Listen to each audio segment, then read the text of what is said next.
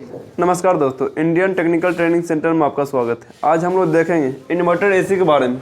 उसका सबसे पहले हम लोग देखेंगे मेन इनपुट पावर सप्लाई, जो उसका इनपुट जैसे इन्वर्टर एसी है। बहुत में क्या चाहिए रहता है कि मेन जो रहता है मेन पावर सप्लाई इंडोर में देते हैं, बहुत में क्या चाहिए रहता है आउटडोर पावर सप्लाई देते हैं। तो उसका मेन जो सबसे पहले हम लोग समझेंगे पावर सप्लाई समझेंगे, जो इनपुट मैंने कि बहुत में रहता है indoor to outdoor, outdoor to indoor, ये भी समझेंगे और उसका पीसीबी पर कनेक्शन भी समझेंगे। क्लियर।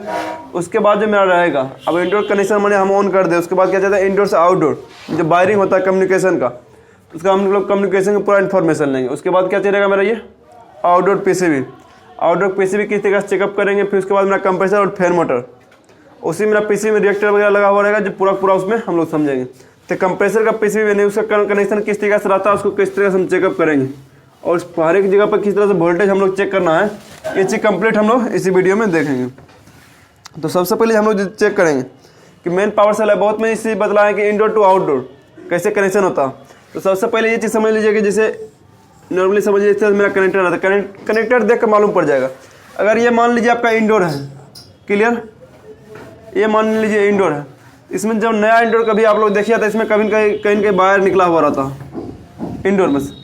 अगर वायर निकला हुआ तो ये भी समझ सकते हैं कि मेरा इंडोर से आउटडोर का कनेक्शन होगा।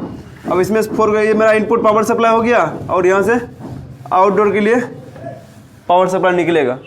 बहुत में क्या चीज़ रहेगा आउटडोर में इस तरीके से देगा लेकर के, इंडोर में ये वाला वायर नहीं देगा पावर सप्लाई का, सिर्फ खाली इंडोर आपके पास रहेगा, वायर नहीं देगा लेकर के। बहुत में आपको क्या चीज़ करेगा इस तरीके से दे देगा लेकर के, यहाँ पर लाइन दे देगा, यहाँ पर न्यूट्रल दे दिया, यहाँ पर अर्थिंग दे दिया। उसके बाद क्या चीज़ करेगा मेरा यहाँ पे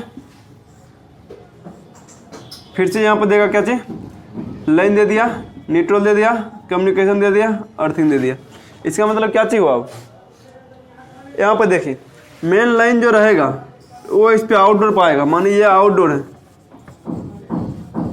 आउटडोर। तो यहाँ मेन लाइन जो देगा यहाँ पे एल पे इनपुट देना है, न्यूट्रल पे देना है, बॉडी अर्थ को बॉडी अर्थ में दे देना। क्लियर। अब यहाँ जो निकलेगा और इंडोर के लिए मेन पावर सप्लाई, चाहे इंडोर पर भी अगर ऐसा रहेगा तो इंडोर को पहले देना, ऐसा नहीं सिर्फ आउटडोर के लिए बतला रहा है। जहाँ पर इस टाइम में रहेगा पहला इनपुट पावर सप्लाई मेरा इस पॉइंट पे देना है, जो लाइन न्यूट्रल अर्थिंग जो मेरा मेन पावर सप्लाई दर्शाता है। क्लियर। अब यहाँ जो रहेगा मेरा लाइन आउटपुट निकलेगा न्यूट्रल और कम्युनिकेशन, उसके बाद मेरा बॉडी अर्थ। ये 4 वायर हो गया आपका। एक मेरा कम्युनिकेशन चल रहा, किसी दिन डबल कम्युनिकेशन चलेगा, जिसमें आपको एक डबल कम्युनिकेशन भी आप यहाँ पे निकाल सकता है। क्लियर। जो कल बतला चाहिए आज भी बतला दे कम्युनिकेशन के बारे में जब बतलाएंगे। इस तरीके से मेन पावर सप्लाई जहाँ पे इनपुट देना, कहाँ से आउटपुट लेना, ये चीज़ देख सकते हैं। बहुत में यही चीज़ आपको लिखा हुआ रहेगा S1 S2 S3 और S4। तो S1 लाइन न्यूट्रल कम्युनिकेशन और अर्थ को दर्शाएगा, अर्थिंग मैंने अर्थ वाला बॉडी अर्थ का चिन्ह दे देगा लेकर के। तो इंडोर और आउटडोर पर सेम आपको लिखा हुआ रहेगा, जो कम्युनिकेशन में बदलाएंगे जैसे पूरा कंप्लीट आपको बतलाते हैं। ये चित्र रहेगा सिर्फ आपको इंडोर टू आउटडोर सप्लाई देने के लिए। मेन जो रहेगा इसमें क्या चाहिए मेरा पीसीबी वाला, इंडोर पीसीबी पर किस तरह सप्लाई देना है और किस तरह से उसमें से आउटपुट लेना है। क्लियर। तो यहाँ पे एक पीसीबी जैसे बना लेते हैं, इस तरीके से आपको इंडोर का पीसीबी रहेगा। अब पीसीबी रहेगा उसमें क्या चाहिए रहता है 2 पॉइंट देता है लेकर के, एक रिले के 2 पॉइंट दे दिया और मेरा न्यूट्रल का पॉइंट दे देगा, जो एक ही पॉइंट रहता है। क्लियर। अब रिले के पास इसके बारे में बतलाया हुआ रिले किस तरीके से काम करता है। मानिए रिले की ये मैंने 2 पॉइंट रहा, एक इनपुट एक आउटपुट के लिए। तो रिले के अंदर जो रहता है 2 पॉइंट और रहता, जो पीसीबी के अंदर रहता, वो कैसे काम करता है, किसके अंदर में बाइंडिंग रहता है, उसको मैग्नेटिक कॉइल बोला जाता है। जब इस पे 12 volt DC 12 volt DC supply मिलता है तो ये क्या चीज़ होता है मेरा, इसके बीच में मैंने कि कुछ अलग बता दिया होता है, ये दोनों पॉइंट जो रहता है आपस में टच हो जाता है। जब 12 वोल्ट डीसी इसको मिलता है तो ये मेरा ऑन हो जाता है। तो देखिएगा तो आपको रिले पर पीसीबी जो रिले पर लिखा हुआ था 12 वोल्ट डीसी है ना। अगर 220 वोल्ट एसी चलने वाला रहेगा, 220 वोल्ट एसी लिखा हुआ रहेगा, जब उसका रिले 220 वोल्ट एसी मिलेगा तो मेरा फिर से कनेक्ट हो जाएगा। इसे अधिकतर जो रहेगा अपने 99% में क्या चलेगा डीसी मेरा रिले लगा हुआ रहेगा। तो 12 वोल्ट डीसी मिलेगा तो ये दोनों पॉइंट जहाँ पर इनपुट पावर सप्लाई दिए वही आउटपुट बाहर निकलना चालू हो जाएगा। इस तरह से आपका रिले लगा हुआ रहेगा। तो ये तो क्लियर है रिले में। तो ये चीज़ आपको यहाँ पर रिले काम करेगा। तो अब यहाँ पर हम लोग इनपुट किस पे देना, तो यहाँ पर रिले के एक पॉइंट जो रहता है, कोई एक पॉइंट जिस पे हमको इनपुट देना रहता है, वो पॉइंट मेरा क्या चीज़ रहता है, फ्यूज से कनेक्ट रहता है। ये मेरा फ्यूज का चिन्ह होता है। तो यहाँ पर भी आपको इस तरह का चिन्ह दे दे, इसका मतलब ये मेरा फ्यूज दिया हुआ। तो मेन पावर सप्लाई ये चीज़ हम लोग जब चेक करेंगे किस पॉइंट पे इनपुट देना है, तो किसी यानी फ्यूज की एक सिरा पर मल्टीमीटर के एक लीड को रखेंगे, दूसरे लीड को बारी बारी हम लोग किसी एक पिन पर रखते जाएंगे, दोनों पिन पर। जिस पिन पे कंटिन्यूटी आएगा उस पर हमको क्या करना है, इनपुट देना है पावर सप्लाई का। तो हम लोग को क्या चाहिए, मेन पावर सप्लाई लेंगे, सबसे पहले न्यूट्रल दे देते हैं। मेन पावर सप्लाई लेंगे यहाँ से, सबसे पहले न्यूट्रल कंप्लीट करना। ये तो बॉडी अर्थ हो गया, एक बार न्यूट्रल एक लाइन, तो यहाँ पर न्यूट्रल एक ले लेंगे और एक मेरा फेज आ जाएगा। इसमें से क्या चाहिए, बॉडी अर्थ हो जाएगा। अब मेरा लाइन लेंगे चाहे न्यूट्रल लेंगे, न्यूट्रल हम अपना इस पॉइंट पर दे दिए लेकर के, और यहीं से आउटडोर के लिए निकाल दिए। इन्वर्टर में भी नॉन पहले इस बतला देते हैं क्लियर, तो उसके बाद बतलाते हैं। तो न्यूट्रल यहाँ पर दे दिए, न्यूट्रल पॉइंट पे एन पावर यहाँ पे लिखा हुआ रहेगा, क्लियर। और जब एल पावर यानी कि मेन लाइन लेंगे तो उसमें क्या चाहिए, बतलाए थे रिले किस पॉइंट पे इनपुट देना, जिसका फ्यूज के साथ कंटिन्यूटी रहेगा उस पर हमको इनपुट देना। तो इसको लेकर डायरेक्टली मानिए ये कनेक्शन अंदर से अंदर दिया हुआ फ्यूज की इस पॉइंट से, तो हम लोग डायरेक्टली इस पर इनपुट देना है, क्लियर है। ये मेरा ये तो इनपुट पावर सप्लाई हो गया। यहाँ से जो आउटपुट निकलेगा, ये क्या चीज़ निकला अभी, न्यूट्रल और लाइन निकला। बाकी अभी जिसमें बचा हुआ कम्युनिकेशन भी बचा हुआ है ना, और बॉडी अर्थ। तो बॉडी अर्थ तो कोई दिक्कत है नहीं, बॉडी अर्थ कहीं से भी अपना ले सकते हैं उसमें। बाकी कम्युनिकेशन के लिए एक अलग से ही लिखा हुआ रहेगा COWM है ना, तो कम्युनिकेशन उसका शॉर्ट फॉर्म में कम्युनिकेशन लिखा हुआ रहेगा। तो यहाँ अलग से लिखा हुआ है, उसमें क्या चलेगा, मेरा कम्युनिकेशन रहेगा। तो यहाँ 3 वायर आ गया, एक मेरा बॉडी अर्थ रह जाएगा, 4 वायर हो गया, इस तरीक़ा से निकलेगा। अब यहाँ पे इसको हम समझते हैं इंडोर से अब आउटडोर वायरिंग। पीसीबी के इंडोर चेक करने के लिए आप समझ गए कि कम्युनिकेशन यहाँ से निकलेगा। अब ये चीज़ समझना, सिर्फ मान लीजिए अभी इंडोर के बारे में ही अगर समझना रहे, ये चीज़ समझ लीजिए, कम्युनिकेशन वायर सही है कि नहीं है, ये मेरा सही है कि नहीं है, ये हम पर सही है कि नहीं है, कैसे समझेंगे। मेन पावर सप्लाई अगर किसी में अगर कम्युनिकेशन, जैसे ये बॉडी अर्थ है, अगर पीसीबी के अंदर जा रहा तो पीसीबी के पास से ही आपको बॉडी अर्थ भी निकलेगा, जो सिर्फ हम ऐसे दर्शाए है ना। तो अब वहाँ पर कम्युनिकेशन एरर कभी भी आएगा तो आपको बॉडी अर्थ भी देना जरूरी है। तो बॉडी अर्थ चेक करने के लिए इससे पहले ही बतलाए हुए हैं। मानिए एक लाइन है, एक न्यूट्रल है, एक बॉडी अर्थ है। लाइन न्यूट्रल में जितना वोल्टेज बतला रहा है उतना ही मेरा अर्थिंग के साथ भी उसके आसपास वोल्टेज बतलाना चाहिए, तब समझेंगे मेरा बॉडी अर्थ दिया हुआ। बाकी बॉडी अर्थ का अपना इनकी अगर वो नहीं रहेगा तो मेरा एरर आ जाएगा। तो अब यहाँ पर जो हम लोग समझेंगे, इनपुट पावर सप्लाई दे दिए हैं, बाकी इसमें मैंने जैसे कम्युनिकेशन निकल रहा, चेक कैसे करें मेरा कम्युनिकेशन सही है कि नहीं, अभी बिना आउटडोर लगाए हुए सही है कि नहीं। हम लोग क्या चाहिए रहेगा, यानी पीसीबी भी चेक हो जाएगा, कम्युनिकेशन भी चेक हो जाएगा। कैसे चेक हुआ, जो मेन पावर सप्लाई भी दिए हैं क्लियर, इंडोर में मेन इनपुट चेक करेंगे न्यूट्रल का, और मेन लाइन का इनपुट चेक करेंगे, क्लियर। तो अब यहाँ पर जब इनपुट हम लोग सप्लाई चेक करेंगे तो यहाँ पर क्या चाहिए होगा, 220 वोल्टेज ही, क्लियर। यानी न्यूट्रल पे और लाइन पे इनपुट 220 वोल्ट से चेक करें, इनपुट पावर सप्लाई चेक कर लिए। मेन जिसके बाद मेरा बचेगा आउटपुट, रिले जो आउटपुट कितना मिनट बाद निकलेगा, 3 मिनट बाद। यहाँ जो आउटपुट निकलेगा और यहाँ पे फिर हम आउटपुट से चेक करेंगे 3 मिनट बाद, वो भी निकलना चाहिए। आउटपुट निकलना मतलब पीसीबी यहाँ सप्लाई छोड़ रहा आउटडोर के लिए, ये चीज़ चेक हो गया फाइनल। अब रह गया कम्युनिकेशन चेक करने के लिए। तो हम लोग किस पे चेक करें कम्युनिकेशन, न्यूट्रल और कम्युनिकेशन। न्यूट्रल पर चेक करने के लिए बदला है, अगर लाइन पर चेक करते हैं तो सेम वही वोल्टेज आएगा। अगर न्यूट्रल पे यानी एक लीड को न्यूट्रल पर रखेंगे, दूसरे लीड को कम्युनिकेशन पर रखेंगे तो कितना वोल्टेज बतलाएगा, हाँ 0 से लेकर के 25। नॉर्मली जितना भी एवरेज है, जैसे कि 50% एसी है, 50% लगभग 80% समझिए, यानी कि 0 से लेकर के 15 वोल्ट डीसी तक में ही नहीं पड़ जाता है कि नहीं। इतना पूरा क्लियर हो जाएगा, यानी 0 से लेकर 15 वोल्ट डीसी लगभग क्लियर हो जाएगा। बाकी कुछ मॉडल में है जिसमें आपको 25 वोल्टेज तक जाता है, तो वहाँ पर आप टेस्टर से भी चेक कर सकते हैं। टेस्टर लगाएंगे, कम्युनिकेशन पर लगाएंगे तो हमेशा फ्लक्चुएशन में वोल्टेज रहता है। अब 0 से 25 जिसे लिखवाए हैं, ये मेरा क्या चाहिए रहेगा, डीसी में रहेगा, तो हमेशा फ्लक्चुएशन में रहेगा, तो उसमें क्या चाहिए होगा। तो टेस्टर जब हम लोग सटाएंगे तो अगर जिसमें हाई वोल्टेज रहेगा उसमें क्या चाहिए होगा, यानी कि फ्लक्चुएशन मेरा ये टेस्टर भी जलेगा, उससे भी आप समझिए मेरा कम्युनिकेशन है या नहीं। अगर हम मल्टीमीटर चेक करते हैं, यहाँ पर भी आउटडोर नहीं लगाए हुए हैं, अगर हम यहाँ पर चेक करते हैं न्यूट्रल और कम्युनिकेशन में, क्या चाहिए होगा, 5 वोल्ट हो चाहे 10 वोल्ट हो या फिर 15 वोल्ट हो, वो स्थिर वोल्टेज बतलाना चाहिए। बतलाएगा इसका मतलब क्या चाहिए, इधर से कम्युनिकेशन का सिग्नल छोड़ रहा, अब दूसरा साइड में एक्सेप्ट करेगा तभी तो फिर उधर सिग्नल छोड़ेगा ना, ये चीज़। तो जब आउटडोर हम लोग लगाएंगे, आउटडोर में जब हम पढ़ेंगे उसके बाद हम लोग इसका क्लियर कर लेंगे। तो यहाँ चेक इंडोर पूरा चेक हो जाएगा इस तरीक़ा से। चलिए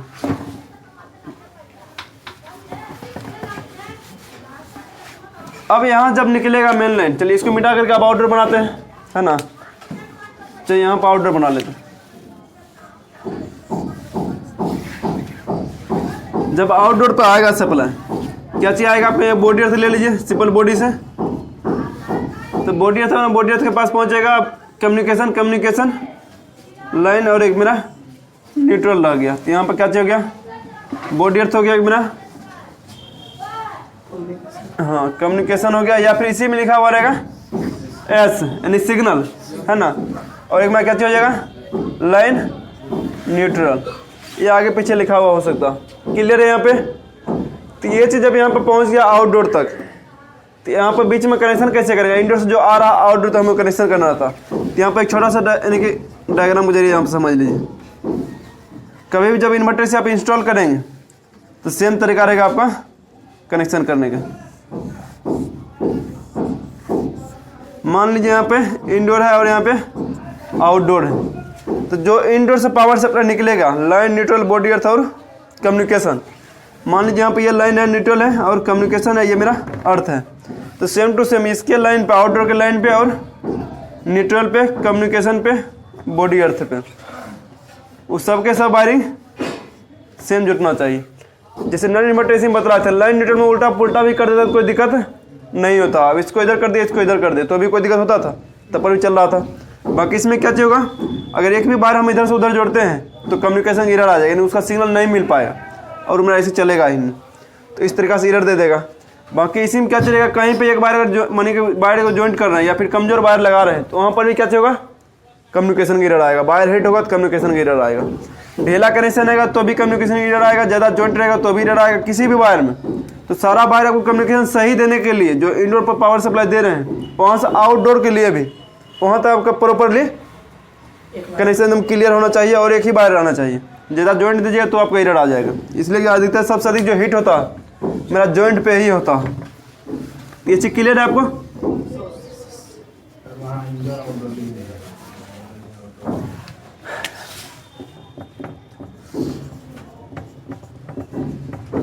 इंडोर पीसीबी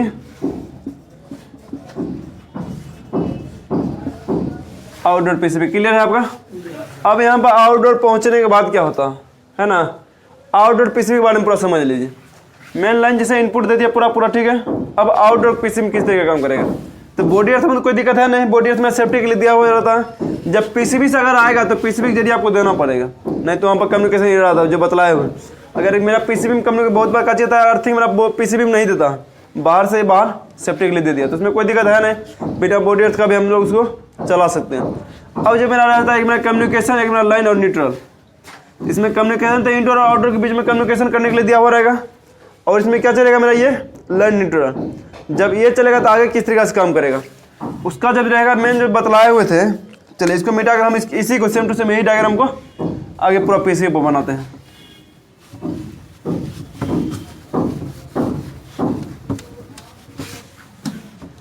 यहाँ पर मानिए अब लाइन रह गया, एक मेरा न्यूट्रल रह गया। तो ये दोनों जब चलेगा तो बहुत बार का चीज बतलाए थे, मेन लाइन में ही रिएक्टर लगाया जाता है। रिएक्टर जो किसी कारण से हाई वोल्टेज आ गया या फिर कम वोल्टेज आ गया, वहाँ फ्लक्चुएशन वोल्टेज आ रहा, उसको क्या करेगा, कम करने का वहाँ पे कम करेगा। मेरा एक कॉइल रहता है जिसे आपको जो दिखेगा आपको उसमें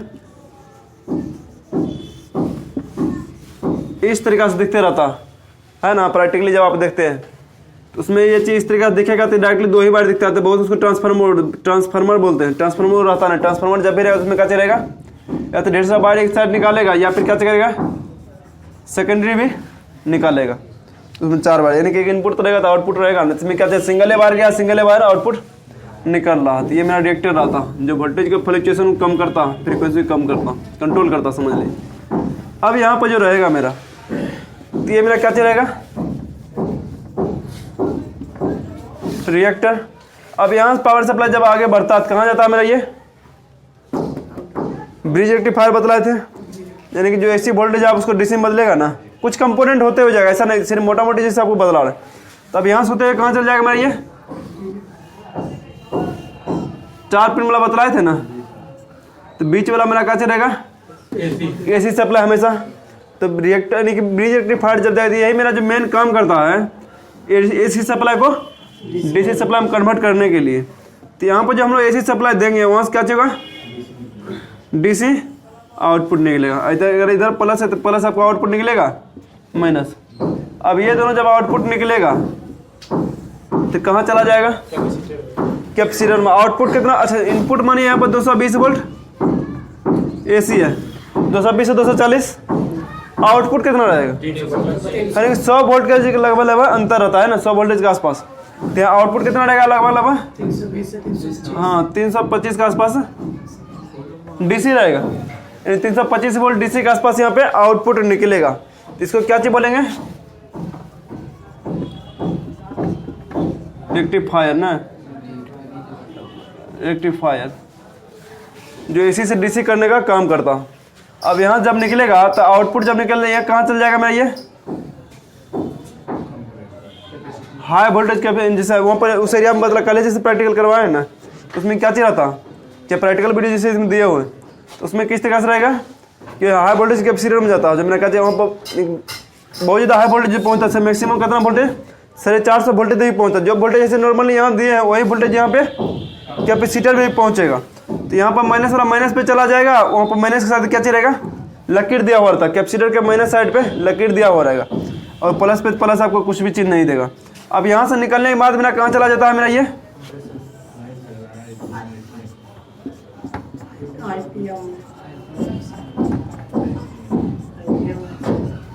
IGBT मेन जो IC है ना, यही मतलब बहुत में IGBT अलग देता है लेकर के, बहुत में IGBT अलग देगा लेकर के। जो मेरा मेन रूप से जो काम करता है फ्रीक्वेंसी को कंट्रोल करता है। तो इसमें जो मेन काम करता है क्या चीज़ बताया, जैसे इन्वर्टर का मतलब क्या चीज़ होता है यहाँ पे, ये जैसे एक टेक्नोलॉजी हो गया। तो इसमें काम क्या कर रहा है कि उसके अपना टेम्परेचर के हिसाब से इसको फ्रीक्वेंसी में अंतर लाता है, वोल्टेज में अंतर लाता है, तभी तक मेरा हाई लिमिटेड चलता है ना। माने कभी वही लोड है जिसे फ्रीक्वेंसी में कैसे अंतर लगे, माने कि 20 फ्रीक्वेंसी चालू हुआ, वो मेरा 120 फ्रीक्वेंसी तक काम करता था, बहुत ज़्यादा का अंतर हो गया। तो वही एकदम सबसे कम लोड पे भी काम करेगा, और वही मेरा कंप्रेसर हाई लोड पे भी काम करेगा। तो जब कूलिंग कैपेसिटी अधिक बढ़ाना चाहे तो उसमें अधिक कैपेसिटी भी बढ़ा देगा, जिसमें कम चाहे उसमें कम कूलिंग भी करेगा। इस कारण से यहाँ पर बिजली बिल भी कम लेता। तो ये मेरा जब मेन IC में पहुँचेगा तो वहाँ पर क्या चाहिए होगा, अब आगे मेरा कंप्रेसर है ना,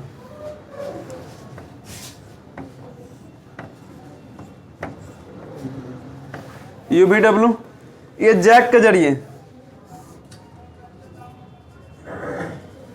ऐसा नहीं डायरेक्टली जो मैंने IC से बना दिया तो IC से चला जाएगा। तो IC से ही आता है, बाकी PCB के जरिए जैक बनाया हुआ था, जैक के जरिए मैंने क्या चाहिए कंप्रेसर पे चला जाएगा। तो अब यहाँ पर हम लोग जो चेक करना रहेगा मेरा कंप्रेसर, बहुत बार क्या चाहिए कंप्रेसर सही है कि नहीं है मालूम नहीं पड़ पाता, मालूम कैसे चलेगा इसमें। तो मेन हम लोग यहाँ से भी चेक कर सकते हैं और आउटपुट से भी चेक करते हैं।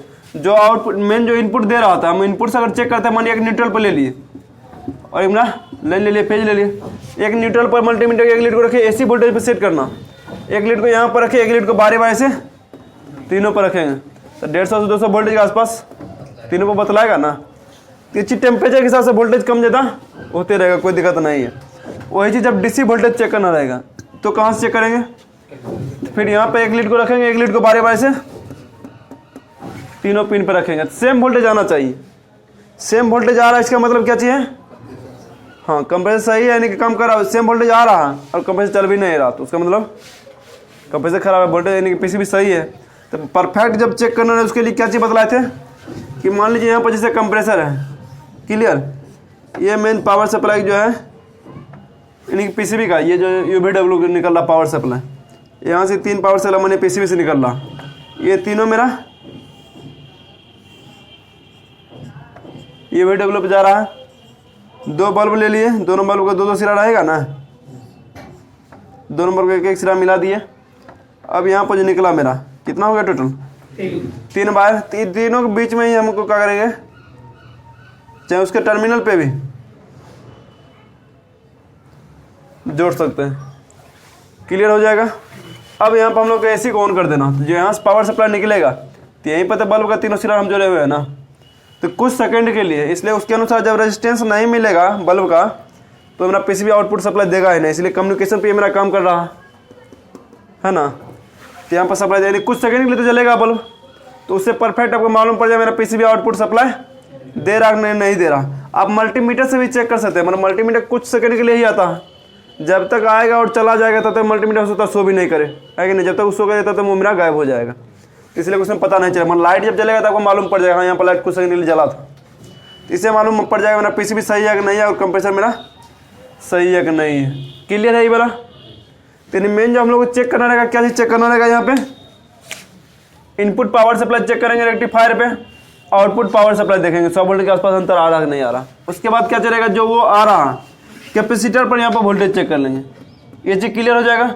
अब कम्युनिकेशन के बारे में अभी क्लियर नहीं बतलाए थे, वोल्टेज चेक करने के बतलाए थे कि नहीं। लैंड आ गया, न्यूट्रल आ गया और मेरा कम्युनिकेशन और अर्थ रहेगा, लैंड न्यूट्रल कम्युनिकेशन अर्थ रहेगा।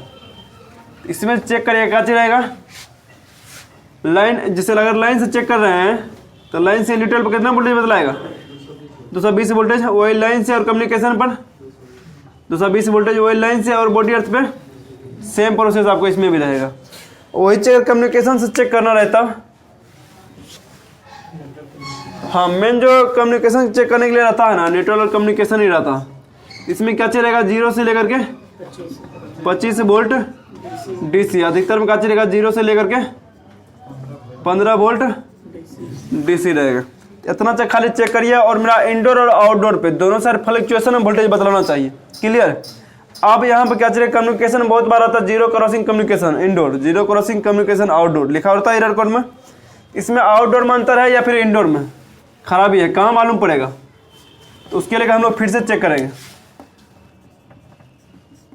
ठीक है, न्यूट्रल लाइन, न्यूट्रल कम्युनिकेशन और बॉडी अर्थ। तो यहाँ पे जब हम लोग चेक करेंगे, मानिए दोनों के बीच में वायर कनेक्ट रहता है, तो न्यूट्रल और कम्युनिकेशन में वोल्टेज चेक करेंगे,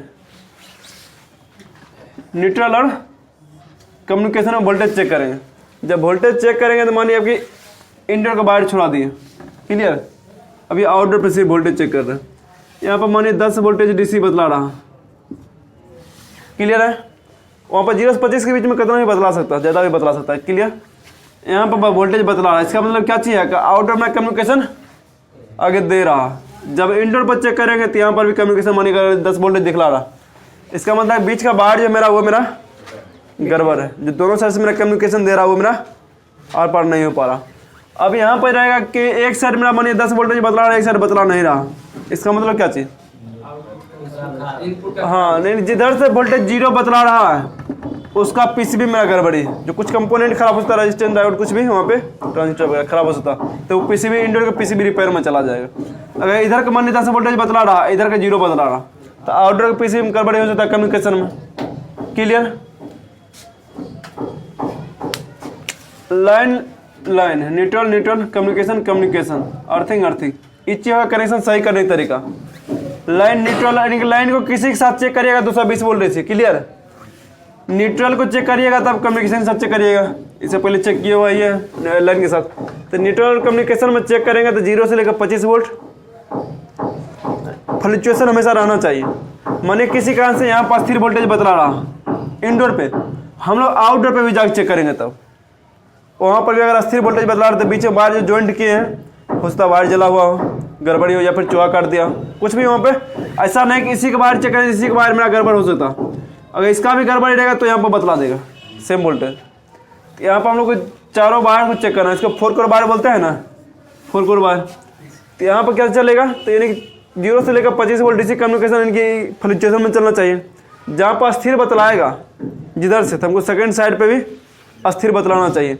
इसका मतलब कम्युनिकेशन दोनों दे रहा, बीच का वायर गड़बड़, जिधर वोल्टेज, अब मानिए कि इधर मानिए अस्थिर वोल्टेज बतला रहा, इधर बिल्कुल नहीं बतला रहा, इधर का कम्युनिकेशन खराब है। अगर इधर मानिए कुछ वोल्टेज बतला रहा अस्थिर वोल्टेज, इधर नहीं बतला रहा, इधर का कम्युनिकेशन खराब, उसका मतलब पीसीबी मेरा गड़बड़ है। तो यहाँ पर कंप्रेसर पे भी समझ गए। कंप्रेसर पर जब वोल्टेज चेक करना रहे तो इधर और इधर लगाएंगे तो वोल्टेज बराबर चेक हो जाएगा। एसी वोल्टेज चेक करने के लिए फिर इधर से लगाएंगे तो एसी वोल्टेज चेक हो जाएगा। बस आपको सेट करना अलग अलग, दोनों पर सेट हो जाएगा। क्लियर है पूरा आपके किसी में। अब फैन मोटर आ गया है ना, चलिए फैन मोटर ही बतलाते हैं। अगर यूवी डब्ल्यू फैन मोटर के बारे में, इससे पहले अलग अलग फैन मोटर के बारे में वीडियो भी डाले हुए हैं, तो उसमें क्या चीज़ बतलाए थे, 2-3 तरह के फैन मोटर बतलाए थे ना। हाँ, एक मेरा डीसी मोटर बतलाए थे, एक मेरा पीजी मोटर बतलाए थे, एक मेरा एसी मोटर बतलाए थे, और एक मेरा तीसरा चौथा क्या चलेगा, UVW, यानी UVW वाला भी फैन मोटर आता है आपको, जो जिससे कंप्रेसर काम करता है सेम प्रोसेस पर वो भी काम करेगा। एक मेरा क्या चीज़ चलेगा, PG मोटर। दूसरा क्या चलेगा आपका AC मोटर, जिससे कम्युनिकेशन पर, जिससे ये क्या कहते हैं AC motor, common running starting, जो नॉर्मली हर एक मोटर चेक करते हैं, कॉमन रनिंग स्टार्टिंग। अगला क्या चीज़ रहेगा मेरा यहाँ पे, हाँ नहीं DC बोलिए या फिर BLDC बसलेस है ना, DC मोटर। ये चारों के बारे में बतलाए हुए हैं। अगर यहाँ पर मेन जैसे UVW रहेगा, जैसे अभी कंप्रेसर के बारे में बतलाए हैं, प्रोसेस सेम रहेगा, चेक करने तरीका क्लियर है। UVW में अब ये चीज़ रजिस्टेंस के जरिए नहीं बतलाए, तो रजिस्टेंस अगर चेक करते हैं इस पर UVW, जैसे माने कंप्रेसर है या फिर फैन मोटर है, फ्रिज कंप्रेसर किसी कंप्रेसर कोई दिक्कत नहीं है।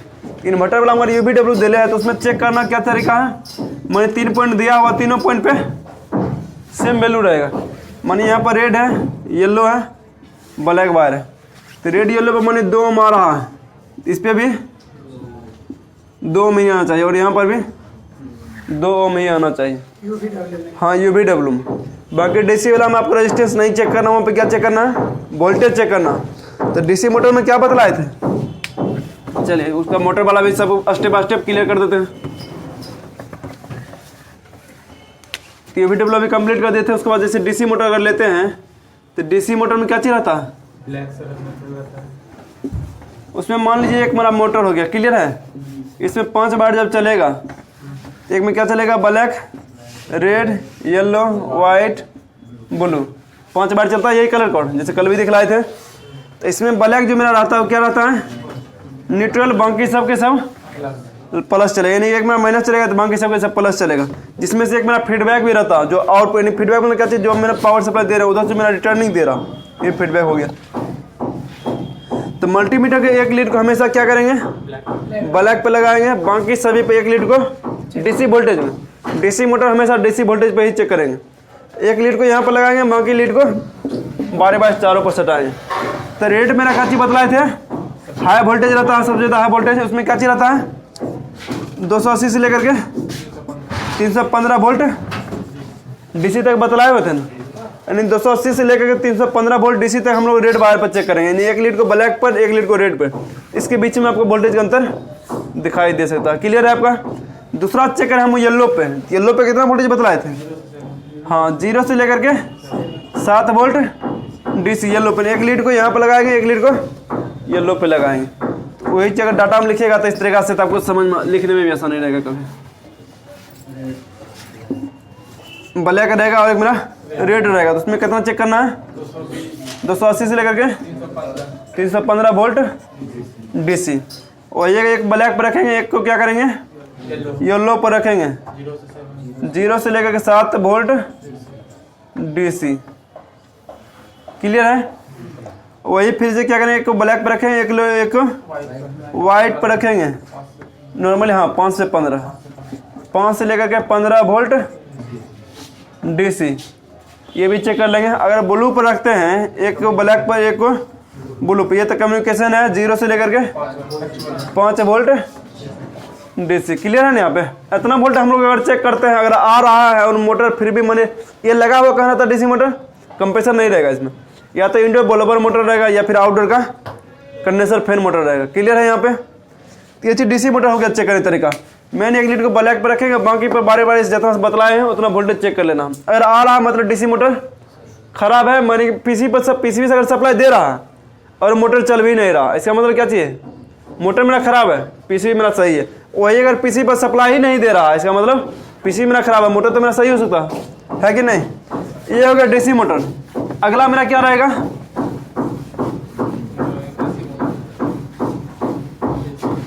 हाँ AC मोटर। इससे पहले बतलाए हुए हैं, कॉमन नहीं स्टार्टिंग, चाहे CSR मोटर बोल सकते हैं ना। इसमें क्या चलेगा,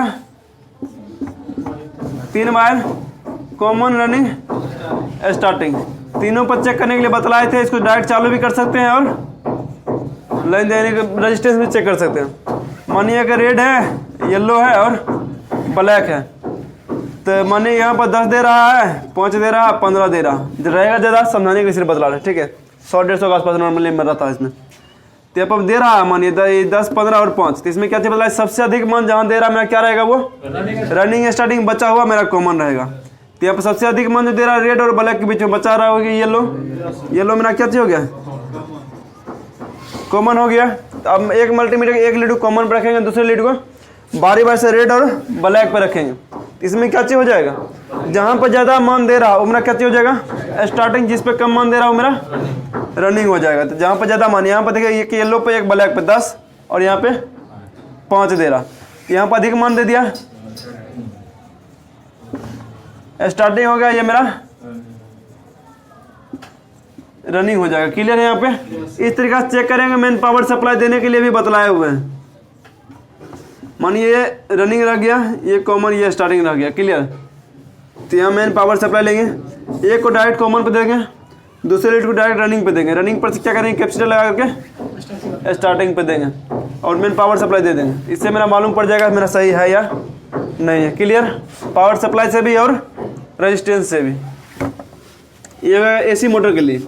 अब इसे एसी मोटर में 2 wire, 3 wire, 4 wire, 5 wire, 6 wire, 7 wire भी आता, जो अलग अलग वीडियो इस वीडियो में बतलाना संभव है नहीं, बहुत बड़ा हो जाएगा। तो ये कितना हो गया? अब एक मेरा क्या चीज रहेगा? PG motor. पीजी मोटर में क्या चीज बदलाए थे? पल्स जनरेटर है ना। इसमें क्या चीज चलेगा? 6 वायर चलेगा, 3 वायर आपका एक साथ चलेगा। वो तीनों सेम कलर में भी हो सकता है, तीनों अलग अलग कलर में भी हो सकता है। और एक मेरा क्या चलेगा? बस वही कॉमन रनिंग स्टार्टिंग चलेगा।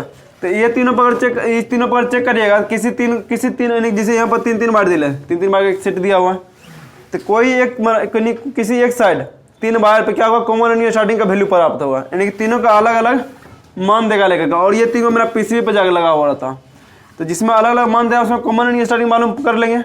ऐसे डायग्राम दे ले रखेगा। कॉमन रनिंग स्टार्टिंग मालूम करके हम डायरेक्ट सप्लाई देकर चालू भी कर सकते हैं, कोई दिक्कत नहीं होगा। लेकिन पीसीबी से क्या होता है? इसको मेन पावर सप्लाई आ करके जब ये चलता है तो उसके बाद क्या होता है इसमें कि इससे मेरा फीडबैक है। इसमें मेरा क्या रहता है कि एक न्यूट्रल, एक लाइन और एक मेरा फीडबैक रहेगा, रिटर्निंग है ना। तो यहाँ पर न्यूट्रल फेज में कितना वोल्टेज बतलाएगा? हाँ, 5 से लेकर के 15 वोल्ट डीसी। जब वही हम क्या करेंगे? न्यूट्रल और या फिर लाइन और सिग्नल पर चेक करेंगे, किसी एक पर बतलाएगा सिग्नल। इसको क्या चीज बोलते हैं? Feedback wire. फीडबैक वायर या फिर सिग्नल बोल सकते हैं। इस पे चेक करेंगे तो 0 से लेकर के 5 वोल्ट डीसी के आसपास बतलाएगा। ये चीज दे रहा, मतलब लाइन देने के बाद चल भी रहा और इधर दे भी रहा, मतलब मोटर बिल्कुल क्लियर है। और ये फीडबैक वाला पर नहीं आ रहा, इधर लाइन डीसी नहीं आ रहा, इसका मतलब मोटर का स्पीड कंट्रोल नहीं होगा, जैसे मतलब ऐसे चलते रहेगा, उसमें कोई दिक्कत नहीं है। क्लियर है मेरा पीजी मोटर। और इधर मेरा कॉमन रनिंग स्टार्टिंग, इधर मेरा 220 वोल्ट एसी, 220 वोल्ट ऐसे 220 से 240 के आसपास। अगला क्या रहेगा मेरा? ये चलिए सब तो हो ही गया। ये भी डब्ल्यू हो गया, पीजी हो गया, डीसी हो गया, एसी भी हो ही गया। इतना से कंप्लीट है आपका। कम्युनिकेशन में बतलाए हुए हैं पूरा कंप्लीट। देखिए कितना मिनट हो गया, बहुत बड़ा हो गया।